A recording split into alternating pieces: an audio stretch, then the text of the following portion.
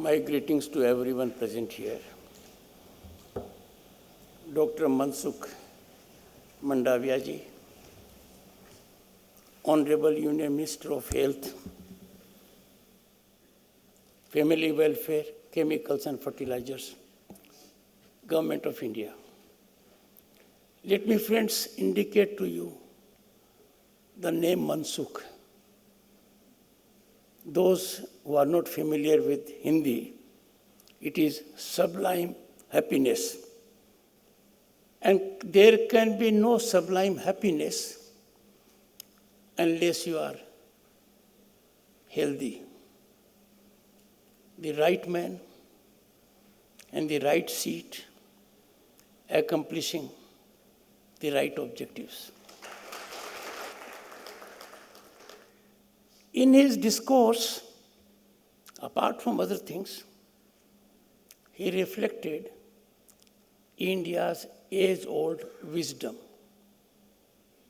our ethos, our civilizational essence, that we don't treat health as commerce.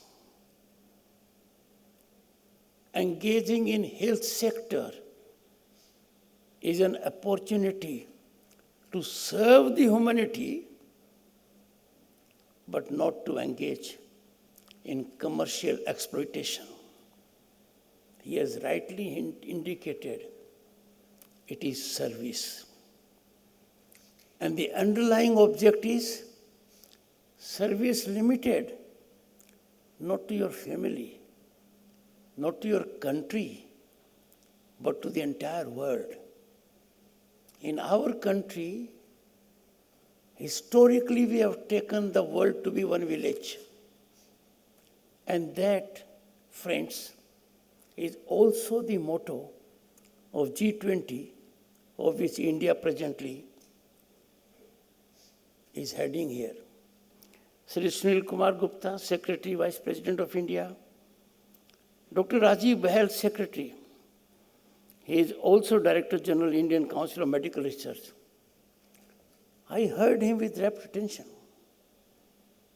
How seamlessly he unfolded the strategy that is in action.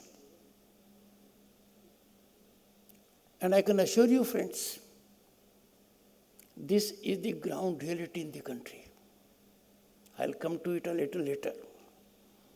Professor V.K. Paul, Niti Aayog member. I don't have to say, he brings on the table innovative approach, how to tackle situations, how to motivate the sector, how to inspire it, and how to ensure that we get the best that can be available for health sector. Excellencies, our foreign delegates, various stakeholders, WHO representative to India, Dr. Roderico Offrin, and everyone present here. I would at the outset commend the organizers of this conference and how, if I go by the document given to me, 3 organs, Center, CCD has come together with the government, with WHO, World Health Organization. When I went through the sessions, I was really surprised. No one can improve on the agenda that has been set for deliberation and discussion. And it has been done in such a rational, methodical manner to bring about an ecosystem that will generate wellness of humanity. Session 1, friends, affordability of healthcare services, a very critical aspect. Keeping in view this affordability, our Prime Minister Narendra Modi ji came out with Ayushman Bharat, and that is the spinal impact adversely to a family, to friends, if you are taken ill or suffer from a deadly disease. That has to be contained.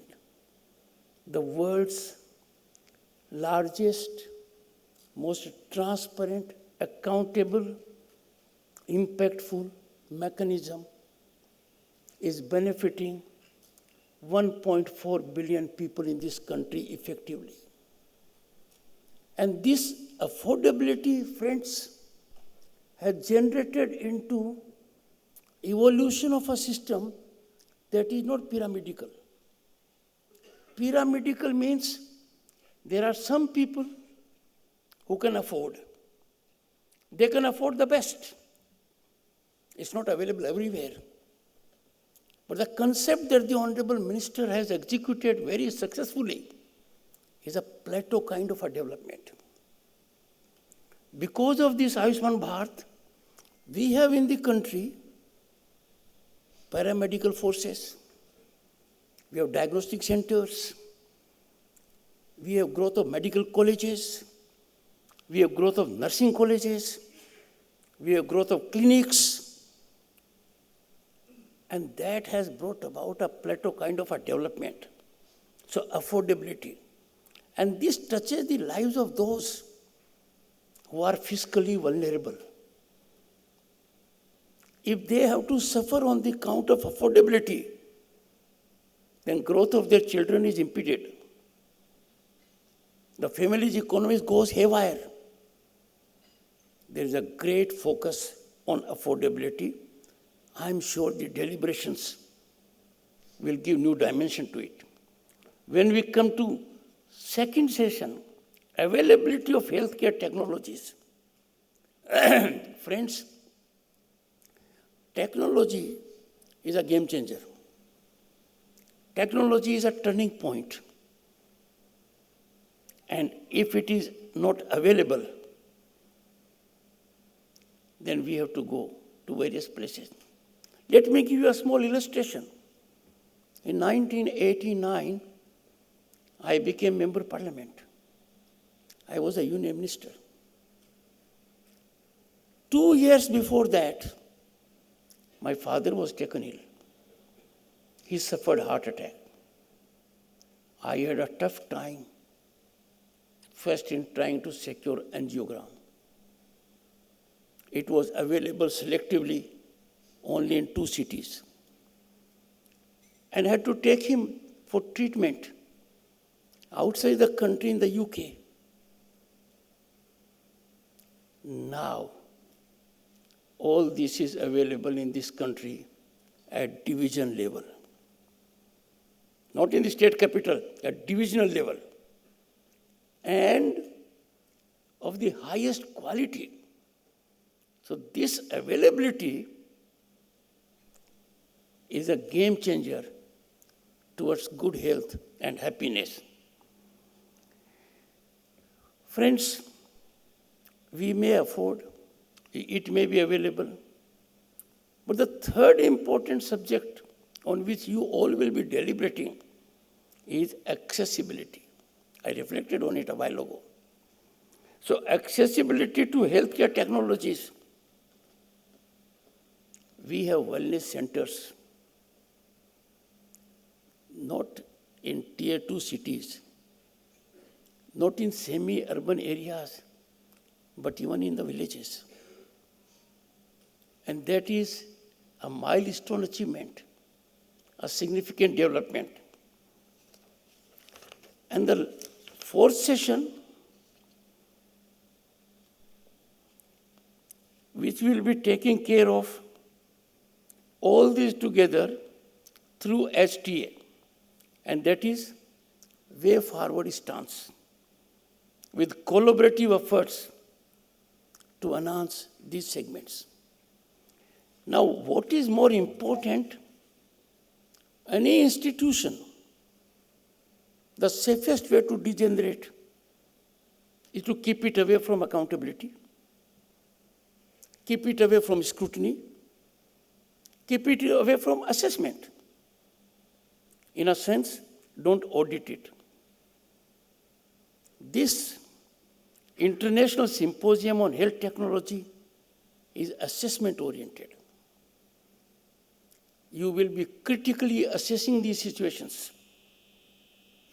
And that, I'm sure, will go a long way in securing a world order of health and happiness. Let me share certain experiences with you, friends. When our Honorable Prime Minister assumed office in 2014, that was after a gap of 3 decades that the country came to have a single-party government. In 89-91, I was part of a government that was coalition of 24 parties. 2014, we had a single-party governance.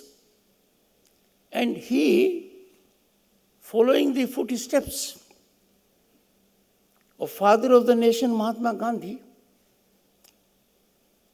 one fine day he went to a place and he started a campaign, 2nd October, the birth anniversary of father of the nation, Swachh Bharat Abhiyan.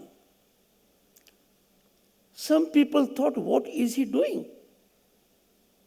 Prime Minister of the largest democracy, mother of democracy, has taken to cleaning. And friends, this has changed the landscape of Bharat. Consequently, what we never thought or imagined, every household is having a toilet. What we never thought or imagined, we are on way to getting fresh potable water at home. And side effects are such that there has been industrial growth, startups, entrepreneurship has grown. This is generating mass movement for securing health and happiness of the people at large. I was Governor State of West Bengal, and that was the time the world was visited with pandemic, non-discriminatory, adversely impacted all, high and mighty, rich and poor, countries, irrespective of geographical location. It impacted. India's handling of COVID exemplifies the best practices beyond doubt now. I remember the day when, as governor, it was flashed to me that the Honorable Prime Minister of the country has called for people's curfew. Curfew is normally taken to be by legal regime, by state actor. But to combat COVID, to inspire and motivate people, the leader of the largest democracy gave a call, people's curfew. And then people learned the art. You will have to maintain curfew so that what was advised to contain COVID could be translated into action. It was done very successfully. It was equally enlightening to me when we got a flashed news that the Honorable Prime Minister will be there to cheer the COVID warriors. And what we do traditionally, we will take and ghanti bajayenge. We did it. Because COVID warriors were those who were prepared to lay down their lives to save the lives of people at large. And we were quick in the country to come out with a legislation so that full protection is afforded to them. Third, we lighted lamps to honor them. With his vision, he advocated hand-holding. It doesn't matter you give succor to whom. Number doesn't matter. Your intent matters. One who could feed 100,000 people was as good as one who could feed 100 people. That is something I have seen myself in that position. In that perspective, when I have gone abroad on 2 visits, how satisfying for me it was to note that when India was facing COVID, India could innovatively have vaccines. India could vaccinate 220 crore people and put it on digital mapping. It was also giving assistance to other countries, vaccine mastery. And that is something reflective of our age-old ethos. Pehla sukh, nirogi kaya. The first concept of happiness is we must be healthy. Friends, I do not wish to take more because much has been said. But what I have seen, 1.5 lakh health and wellness centers, they have come up in the country. They are functional. And the technological upgradation is taking place. This is generating huge opportunities for entrepreneurs, for skilled human force. It's turning out to be a great game changer for economic growth also. Over 33.8 crore Ayushman Bharat health accounts. And there are 50 crore beneficiaries of Pradhan Mantri Jan Arogya Yojana. Now these numbers to the world at large may be staggering. But in our country, the development is proportionally manageable. It is being done in a very structured manner, not in isolated instances or otherwise. Affordability of medicine to the ordinary man is of critical consequence. This has been done in a very organized, well spread out geographically. Centers, 9,000 Jan Aushadhi Kendras. Friends, cancer is a deadly disease. And what has been done in that area is amazing. By providing of medicines that are affordable. On an estimate, 200 crore per annum is a saving to cancer patients by the proactive, affirmative steps taken by the Hon'ble Minister. And himself monitoring at micro level. Technology has been used.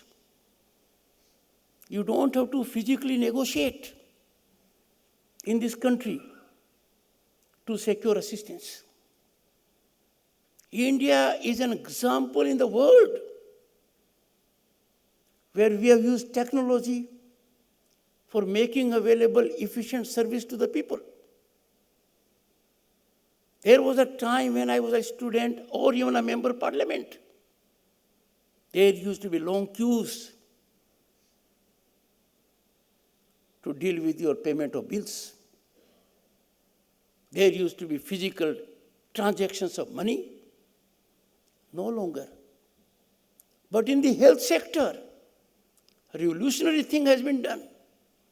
And over 8 crore, 80 million teleconsultations have been conducted through e-Sanjeevani. The National Telemedicine Service of India. And friends, this is catching up at geometrical level. This is turning out to be two-way aspect. Because if you get the right consultation,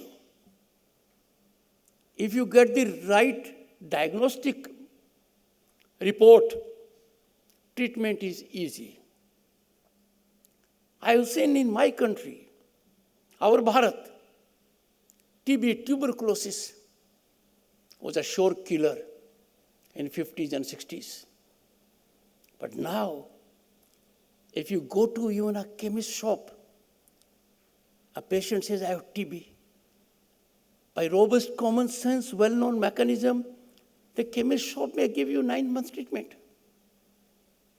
There's a qualitative jump in these things. Nothing can happen unless you focus on educational growth. We used to have tough competition for boys and girls to be admitted to MBBS, to postgraduate courses. I compliment the Honorable Minister for having imagined and executed. And the number of seats in graduate, postgraduate have been doubled. Friends, I don't wish to take more. All I'm saying is, if India is on the rise at the moment, as never before, and rise of this country is unstoppable, is going to be geometrical further. This is on two great concepts. And those two great concepts were highlighted by our visionary Prime Minister in last year and a half. One, he gave a message to the world. We are not in an era of expansion. Expansion by nature is invasive action. Expansion by nature is compromising somebody else's sovereignty. Historically, this country has never engaged in expansion. And second, he indicated to the world at large, setting a global discourse which is catching up. War is no solution to any problem. And both these two things I have indicated play havoc if they visit us on our health, on our happiness. So I would urge everyone here present, all stakeholders, World Health Organization, and leaders, if we have to make this world healthy and happy, we have to subscribe to an ecosystem.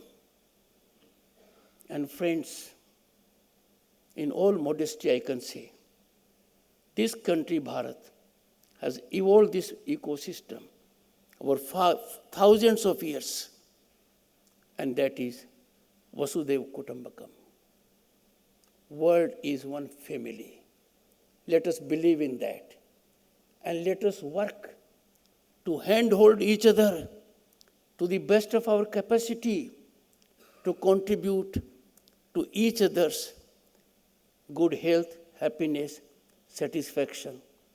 And in conclusion, I'll say, certain things are being created by us, like mental disorders, stressful working, tension all around in the workplace. We are in competitive mode throughout. I quite often tell people that I was throughout a gold medalist #1 in my class. I always suffered the tension and stress. What will happen if I don't come at #1? I share it with you all, friends. Nothing would have happened. I would have had a little more time to interact with people, make them happy, handhold them. So let us develop this mechanism. Let us disseminate, enlighten, and work so that we reduce the tension of the people. We bring down the stress level. We cut down what has come to be known in highly urbanized areas as lifestyle diseases.